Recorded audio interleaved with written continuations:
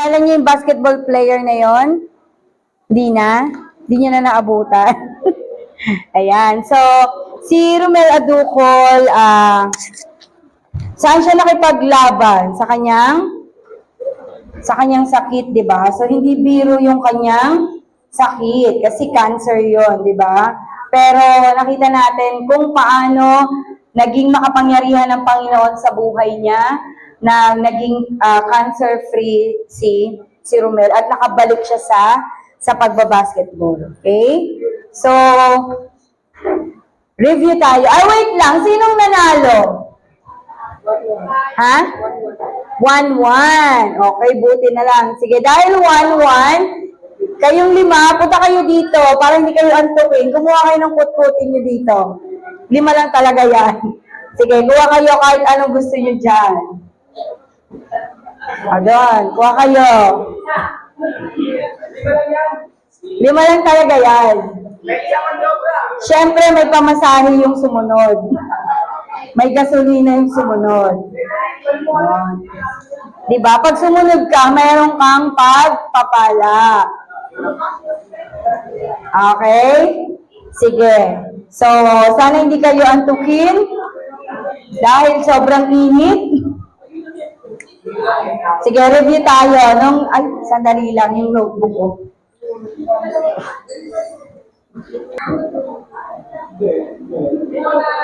Yan, sige. So, review tayo nung nakaraan. Anong title ng lesson natin? The best experience of your life. So, muli lang natin i-reiterate or bibigyan ng pansin na sinabi natin last time na ang pagiging born again ay hindi isang relihiyon, kundi ito ay isang relasyon. Isang bagong buhay na alinsunod sa kagustuhan ng Panginoon. So, may I request the people at the back and on the side, please lower your voice. Magtatawag ba ako isa-isa? Lilista ko yung noisy. Yan, sige. So, yung ating mga life guide, pakinga po yung mga maiingay. O baka yung mga life guide din yung maiingay. Okay? Sige. So, ulat ang pagiging born again ay isang bagong buhay na nakaalinsunod sa kagustuhan ng Panginoon. At dahil sa panibagong buhay at bagong kapanganakan ng ating natamo, may dalawang bagay na inalaw o hinayaan ng sa pagkakaroon ng bagong buhay. Ano yung una nun? New birth allows us to open our spiritual eyes. Ibig sabihin, nabuksan na ang ating mga mata sa katotohanan. Natanggap natin ang bagong buhay na galing sa Panginoon at nabuksan ang ating mga mata sa kanyang kaharian at sa kanyang kalooban sa buhay natin. Dahil doon, dahil nabuksan yung ating mata, our faith starts to grow. Diba? At nabigyan natin ng panahon, mas maraming panahon ang pag-aaral ng kanyang salita. Pangalawa, new birth allows us to be born into a life of holiness. So, ibig sabihin, noong nagdesisyon ka na maging kabahagi ng pamilya ng Panginoon, ang Holy Spirit ay patuloy na binabago ang buhay mo. Diba? At dahil sa salita ng Diyos, patuloy tayong tinutuwid. Kasi every time na binabasa natin ang salita ng Lord, new wisdom yung binibigay niya. Right now, so dahil sabi natin, di ba, binuksan ng Lord yung ating spiritual eyes sa kanyang kaharian. So dahil doon, nagsisimula na tayong makipaglaban sa buhay. Naniniwala ba kayo na araw-araw tayong lumalaban sa buhay natin? Araw-araw, may kinakaharap tayong laban. Yes. Na kung saan, nakikipaglaban ka kung paano isusurvive yung araw mo na to, di ba? Kaya minsan, at the end of the day, talagang sinasabi natin na, I survive, di ba? I'm a survivor, di ba? Kasi nalampasan mo sa wakas ang lahat ng pagsubok na meron ka. Pero alam niyo na ang laban na meron tayo, hindi lang laban tungkol sa tao. Okay? Ang laban na to, hindi lang laban para sa paligid. Ang laban na to ay para sa iyo. Para sa iyo, sabi ni Manny Pacquiao. Di ba? So, ito yung laban patungkol sa ating sarili. The battle that is inside of you and the battle that is within you. Ngayon, paano ba natin mapaglalabanan ang mga laban na to sa buhay natin? Iba yung laban sa panlalaban na laban. Anong mga battle ang kinakaharap ninyo sa buhay bilang mga Kristiyano? Sige, bago yan, panoorin muna natin itong video na to and then tingnan natin kung paano sila nanalo sa battle na ito. Sige, sir.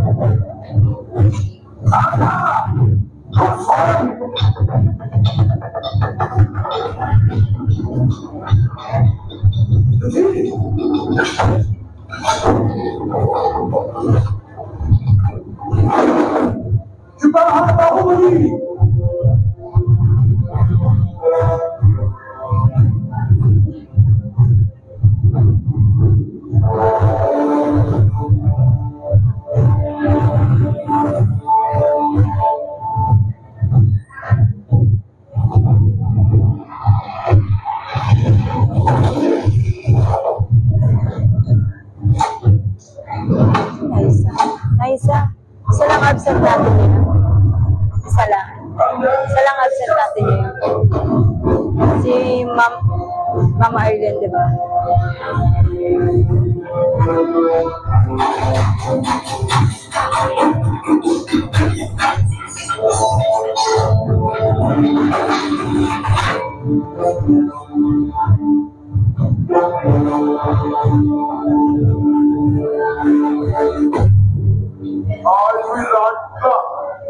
Simplement Pominito Bacoquia. Tabusa.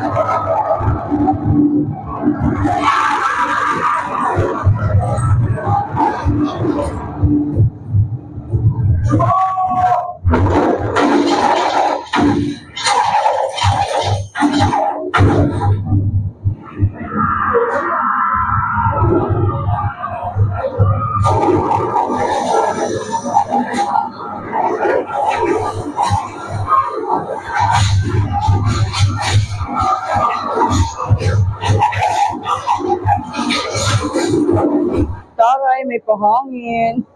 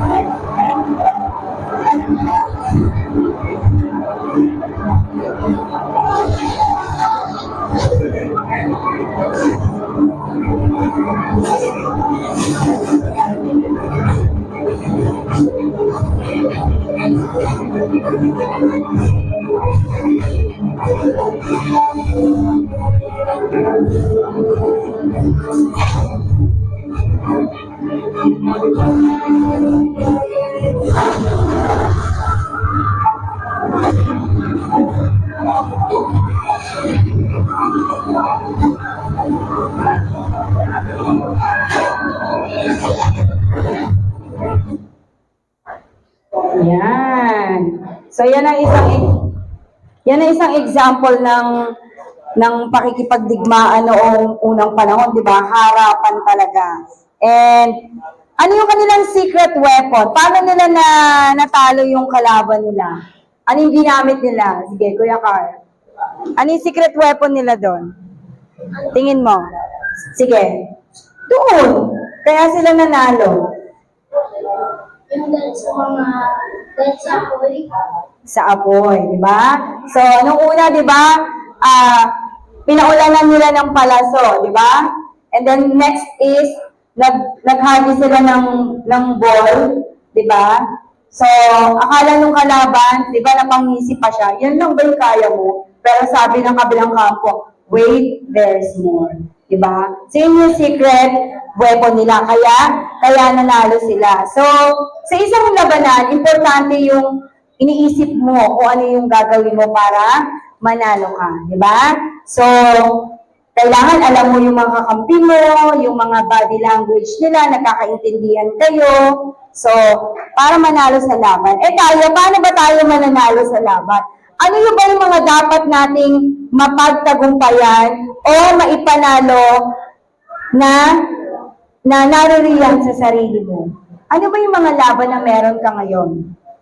Ikaw ba ay lumalaban sa doubt? Ikaw ba ngayon ay lumalaban sa anxiety, sa depression, sa kasalanan? At higit sa lahat, lumalaban ba tayo, may laban tayo tungkol sa mga kasinungalingan ng kaaway. Napakaraming kasinungalingan ng kaaway ang pwede nating marinig. Ilan lamang ito. At kailangan nating maipanalo ito. At upang maipanalo ito, meron tayong secret weapon. Okay? So tayo mga Kristiyano, meron din tayong secret weapon. Diba? Sa isang laban, in order for us to win, they use secret weapon. So, dito, yan ay isang radar. So, ang radar ay naging secret weapon noon ng mga Allied forces para talunin yung mga Nazi army during World War II. So, yung radar na yan, nadedetect nila kung may mga bombs and missile na nababagsak doon sa isang lugar. Ngayon, yung Israel, naalala ko kasi nung nanonood ako dati sa Facebook, yung kinumpare yung Israel and Russia, yung mga armed forces nila, yung mga weapons nila. Yung Israel, meron kakaiba sa kanila na meron silang canopy. Parang invisible na dome, na pag may pumasok doon na missile, malayo pa lang, nadedetect na yun ng kanilang canopy, ng kanilang dome. And then, ang gagawin mo doon, i-detect nila kung nasaan yung missile na yon, and then, sa ere pa lang, papuputokin na nila. So gano'n. Kanya-kanyang mga secret weapon. And yung China, di ba? Alam natin na yung China, meron silang kaya kinakatakutan ng China at ang Russia kasi meron silang nuclear weapon. So, nakakatakot yun kasi pwede yung maka-affect kahit naman yung mga ordinaryong mga tao, di ba? So, tayo, meron din tayong secret weapon. Meron din tayong radar para makita kung paano tayo inaatake ng kaaway. Kaso nga lang, ang problema, hindi natin alam kung paano yung gamitin. Diba? Sometimes, kahit gaano kaganda yung weapon mo, kung hindi mo alam kung paano mo gamitin, matatalo ka. Kaya this time, yun ang pag-uusapan natin. Paano ba natin ito gagawin? Paano ba natin gagamitin ang secret weapon nating mga Kristiyano? Lalo na sa kasinungalingan ng kaaway sa atin.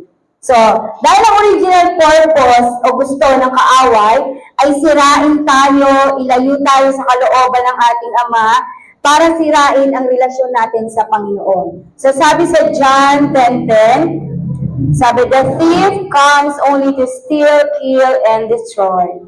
I have come that they may have life and have it to the full. Dumating ang magnanakaw para lang magnakaw, pumatay, mangwasak. Ngunit dumating ako upang magkaroon tayo ng buhay na ganap. So sa verse na to, kitang-kita natin gaano kasidhi, gaano yung pagnanais, gaano ka-determined ang kaaway para wasakin tayo. Pero ang pangako sa atin ng Panginoon ay buhay. Life in its fullness. Buhay na ganap.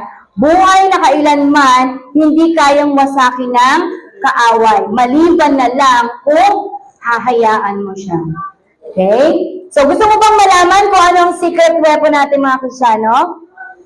Very timely to kasi ito yung ating theme ngayong buong buwan. Ang secret weapon natin ay ang, ano nga uli? Nandyan? The blood of Jesus. Dugo ng Panginoong Yesus. Hindi ito basta-basta dugo. Lubha itong makapangyarihan. So, ano ba ang dugo ni Jesus? Ano ang kapangyarihan nito? At paano natin ito gagamitin? Madali lang itong gamitin. Kailangan lang nating i-confess o sabihin ito araw-araw. So, i-confess nyo siya. Araw-araw, i-confess nyo siya as need arises. Kapag may lie na sinasabi sa iyo ang kaaway, sabihin mo lang to. Okay? Ibalik mo lang sa kanya. O, di ba? Di na natin kailangan ng special skills. O kaya dumaan sa mahirap na training o sobrang lakas at tikas ng pangangatawan para gamitin yung secret weapon na to. Ikaw lang, sapat na. So, sapat na ang pagiging anak para magkaroon tayo ng karapatan na gamitin ang secret weapon na to. So, sasabihin lang natin to with conviction and with authority at syempre, sasabihin lang natin ito araw-araw. So, in order for us na hindi maloko ng kaaway. So, pwede nyo itong ilagay. Ako nilagay ko to sa ano ko mula nung pinag-aralan namin to sa live class, nilagay ko to sa devotion notebook ko, sa cover ng devotion notebook ko. Araw-araw sinasabi ko yon. Sa cellphone, nilalagay ko siya sa notes, o kaya naman sa salamin. Naglagay ako na ng note cards, nakapalibot yun sa salamin. Sinasabi ko yung bago ako lumabas ng bahay. So ano ba yung mga dapat nating i-confess na yun? So meron tayong 5. So una, basahin natin ng sabay-sabay. Ready? Go! Sabi ko, with conviction and authority. Go! Okay. Ibig sabihin, tinubos ka na. Sabi sa Ephesians 1:7a, in Him we have redemption through His blood. So, sa pamamagitan ng dugo ni Kristo, tinubos niya tayo. Hindi basta-basta yung pagtubos sa atin. Diba? It cost His life to save us, to redeem us.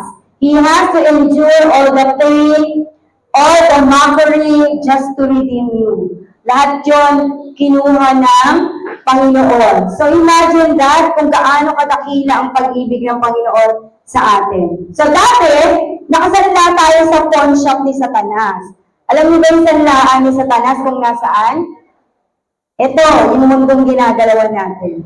So napakalaking, sabi nga di ba, napakalaking, isang malaking Quiapo, pero no, isang malaking sanlaan ito ni Satanas, di ba? Pero dahil sa dugo ni Jesus, tinubos ka niya.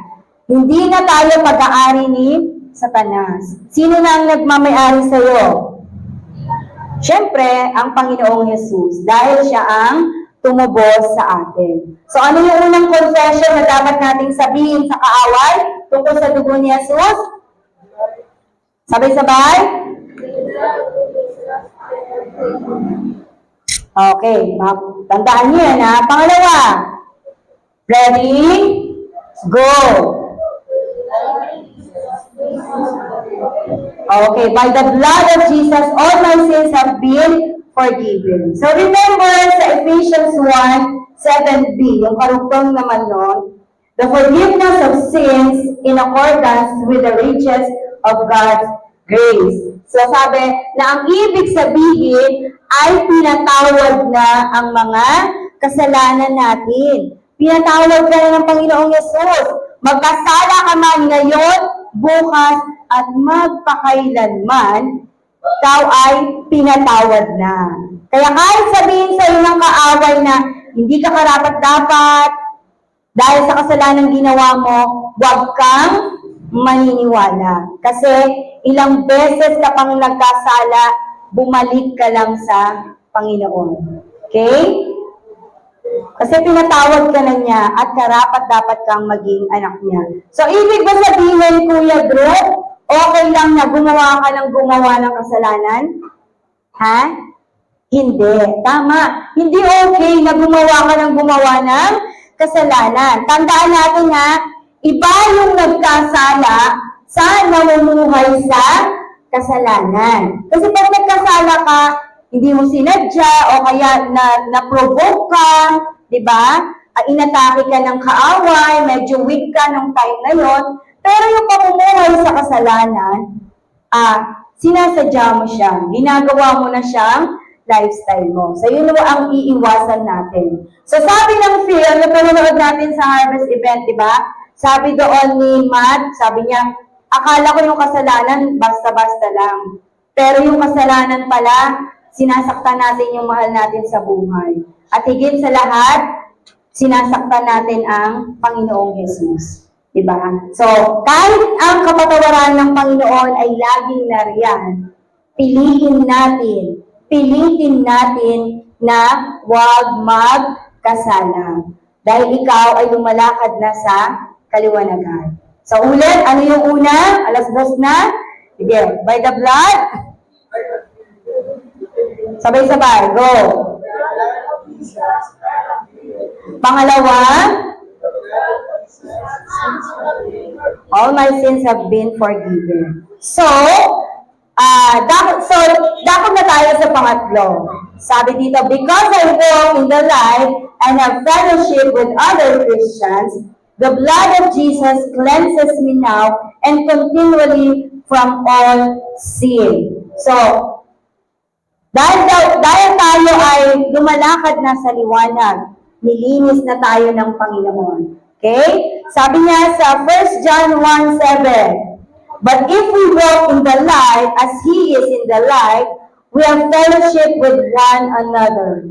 And the blood of Jesus, His Son, purifies us from all sin. Sa Tagalog, ngunit kung namumuhay tayo sa liwanag tulad ng Diyos na nasa liwanag, may pagkakaisa tayo at nililinis tayo ng dugo ni Jesus na kanyang anak sa lahat ng kasalanan. Okay? So, dahil sa dugo ni Jesus, tayo ngayon ay namumuhay na sa kaliwanagan, hindi na sa kadiliman. And we have to be with the right people. Sino ba yung mga right people na yon?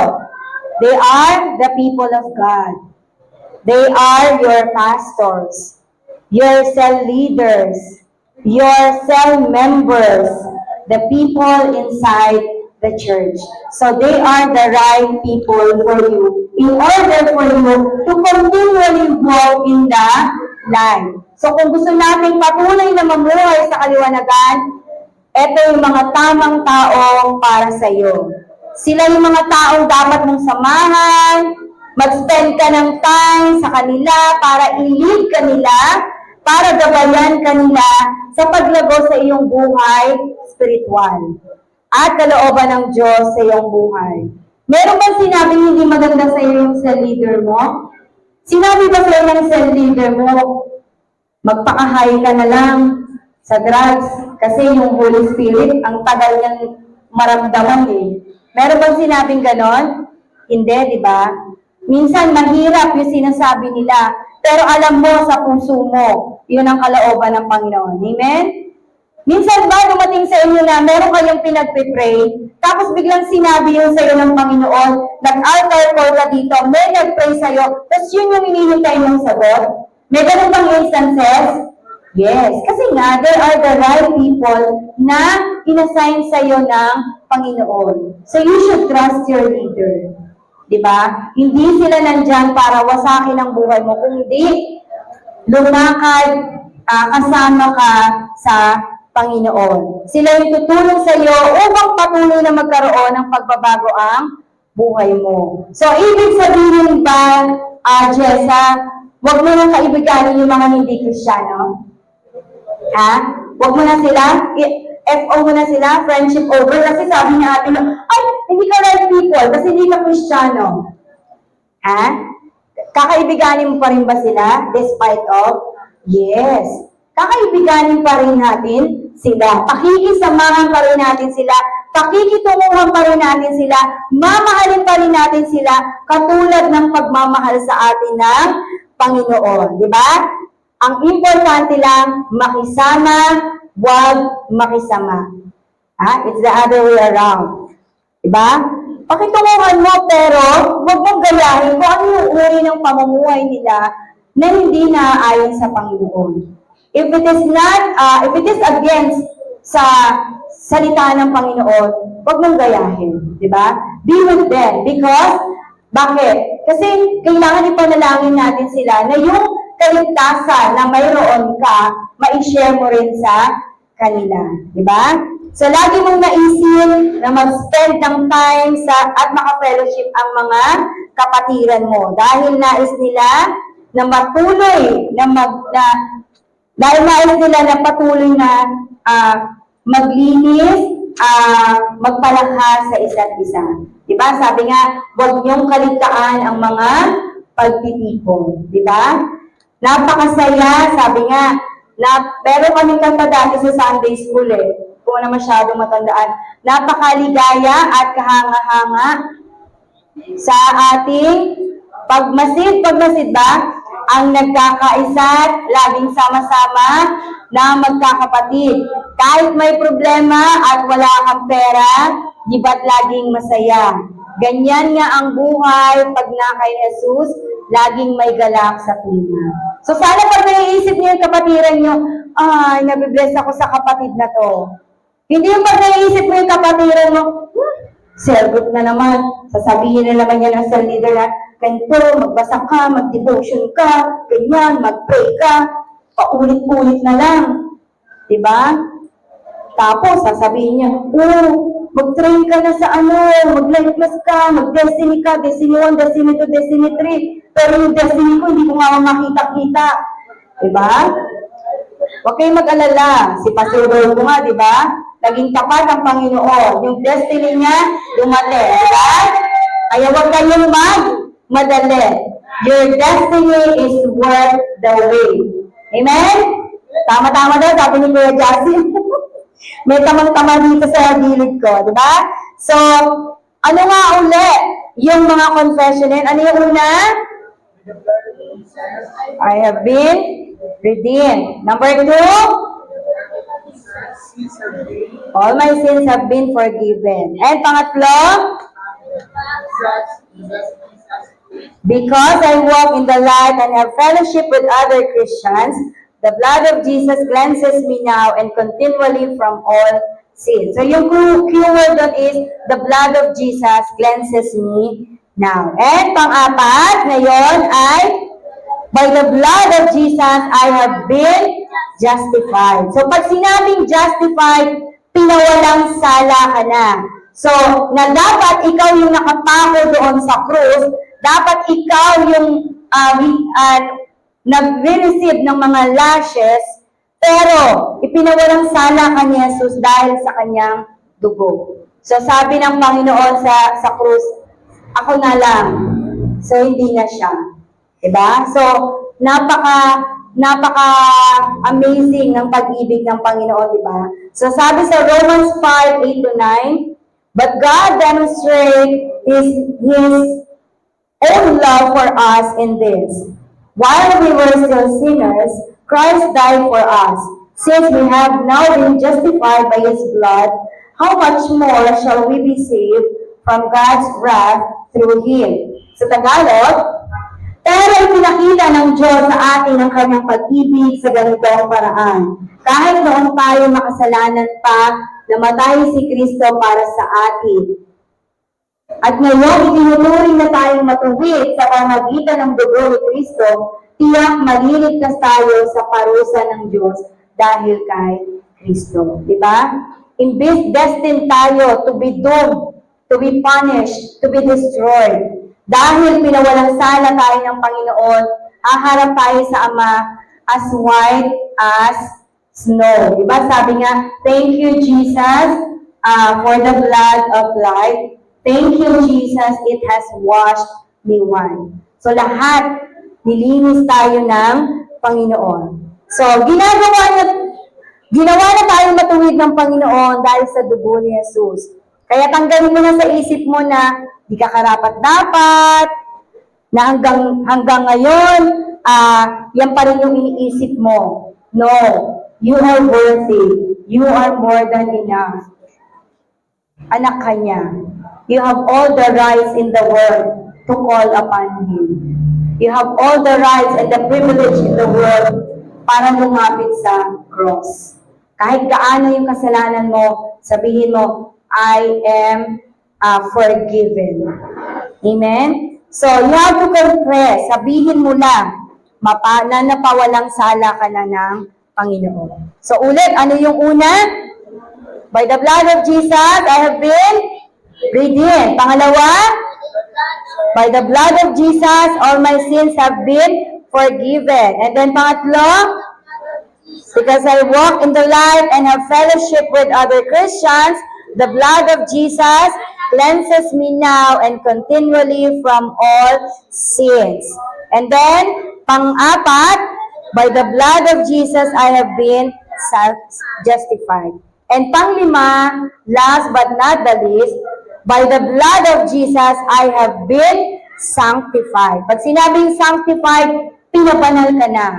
So dahil pinatawad ka na ng Panginoon, pinawalang sala ka na ng Panginoon, ang sunod nun, ikaw ay banal na.